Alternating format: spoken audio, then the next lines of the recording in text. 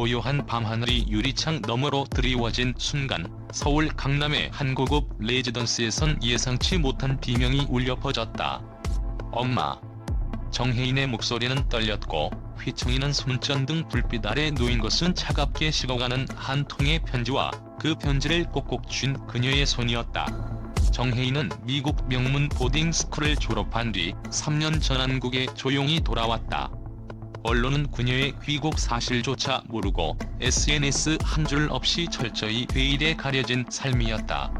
그러나 지난달 정용진 회장의 비밀 문건이 우연히 언론사 내부 회의록을 통해 유출되면서 상황은 급변했다. 회장님께서는 딸에게 회사 지분 15%를 상속하되 정혜인 본인이 먼저 공개석상에 모습을 드러낼 것이라는 조건을 붙였습니다. 이 문장 하나가 대한민국 최고의 재벌가를 뒤흔들었다. 취재진이 입수한 문건에는 더욱 충격적인 비밀이 적혀 있었다. 정용진 회장은 딸이 공식 데뷔하거나 공개 활동에 나서기 전까지 그녀의 금융계좌는 동결하고 심지어 휴대폰 통화 기록까지 모조리 검열하겠다는 조항까지 포함했다. 지분 상속 조건 정혜인이 공식 석상에 단 한 번이라도 등장할 시 즉시 15% 지분 전부 양도. 사생활 관리 생활 패턴과 일상 활동은 전담 경호팀 및 법률팀의 승인하에만 공개 가능. 심리 안정 프로그램 정혜인의 정신 건강을 위해 전담 심리치료사 상주. 이상하게도 문건 말미에는 딸의 감정 변화는 곧 회사 안팎의 리스크라는 이유가 덧붙여져 있었다. 마치 한 가족의 사랑보다 혈연보다 회사가 먼저라는 듯한 서늘한 문구였다. 본지 기자는 정혜인이 기숙사로 쓰던 빌라를 몰래 찾아갔다. 한밤중 창문 너머로 은은한 피아노 선율이 흘러나왔다. 피아노는 정혜인이 어린 시절부터 익혔다는 바이올린 곡 지선상의 아리아였다. 그러나 그 음표 사이사이에는 낯선 불협화음이 섞여 마치 누군가의 속삭임처럼 들렸다. 엄마 그리운 엄마 목소리. 피아노 소리가 멈추자 기자는 현관문이 열리는 소리를 들었다. 검은 코트를 입은 여인이 얼굴을 반쯤 가린 채 나타났다.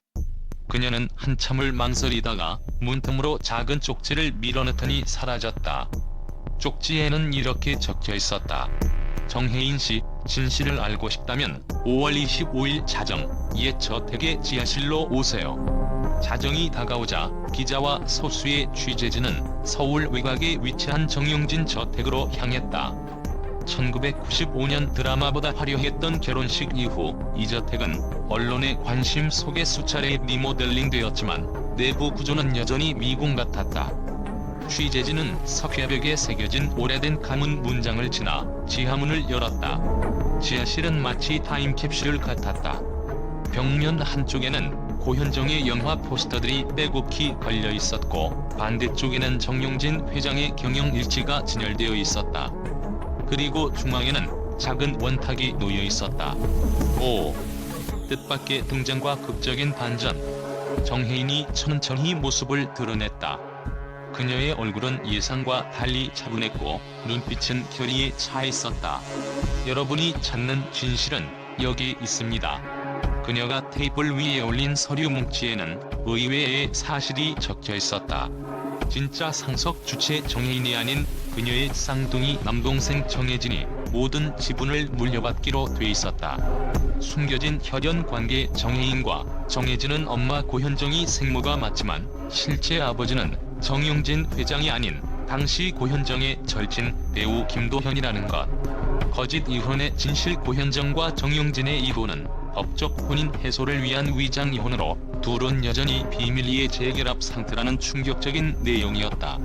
취재진의 숨이 멎는 순간 정혜인은 낮고 떨리는 목소리로 덧붙였다.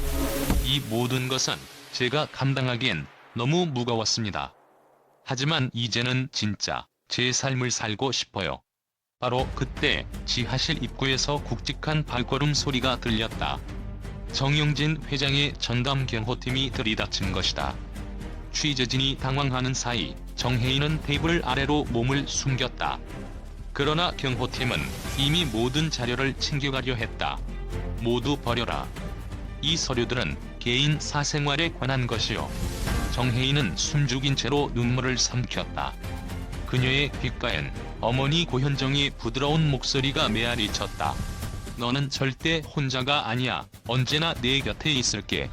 다음 날 이 사건의 전말은 언론에 단 한 줄도 보도되지 않았다. 이유는 분명했다. 정용진 회장은 회사 주요 주주이자 강력한 언론 통제력을 지닌 인물이었기 때문이다. 그러나 익명의 내부 고발자는 해당 문건을 온라인에 올렸고 그것은 순식간에 퍼져나갔다. 마침내 정혜인은 직접 SNS에 자필 편지를 올렸다. 저는 이제 누구의 딸도 누군가의 수단도 아닙니다. 진짜 나로 살아가겠습니다. 모든 오해와 거짓이 거치길 바랍니다. 이로써 대한민국 재벌가의 가장 큰 미스터리는 종지부를 찍는 것처럼 보였다.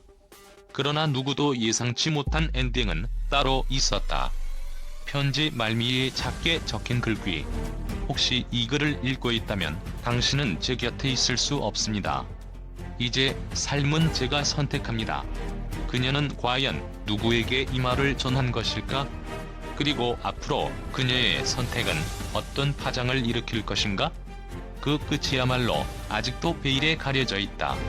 이 충격적인 뉴스 스토리는 마치 한 편의 스릴러 드라마처럼 끝없이 반전을 거듭하며 독자의 심장을 조여온다. 독자 여러분은 이 비밀이 얼마나 진실에 가까우며 앞으로 정혜인의 삶이 어떤 방향으로 나아갈지 상상해보길 바란다. 당신이 모르는 그 뒤편에는 또 다른 이야기가 숨어 있을지도 모른다.